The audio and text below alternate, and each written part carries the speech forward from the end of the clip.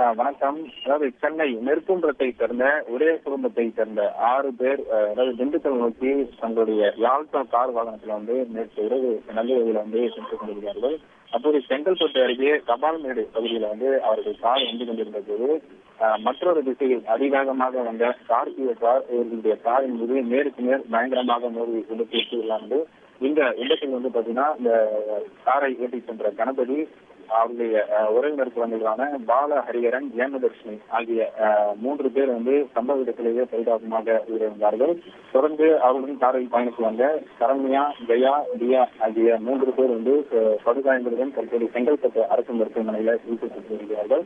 அதாவது சென்னை திருச்சி தேசிய நெடுஞ்சாலையில அதிக அளவில் ஏற்பட்டிருக்கக்கூடிய பள்ளங்கள் காரணமாக இந்த விபத்து நடைபெற்றிருக்கிறாங்க. முதல் தகவல் வெளியாகிருக்கிறது.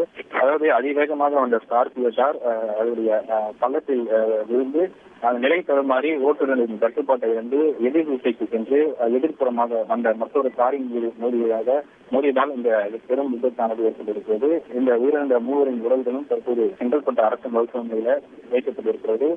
தொடர்ந்து பிரேத பரிசோதனை முடிந்து அவர்களுடைய உறவினர்களிடம் உடல் ஒப்படைக்கப்பட இருக்கிறது.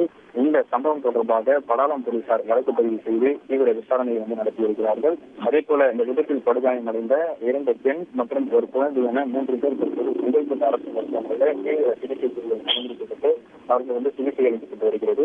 இந்த சம்பவம் இந்த பகுதியில் ஒரு பெரும் சோகத்தை ஏற்படுத்தியிருக்கிறது.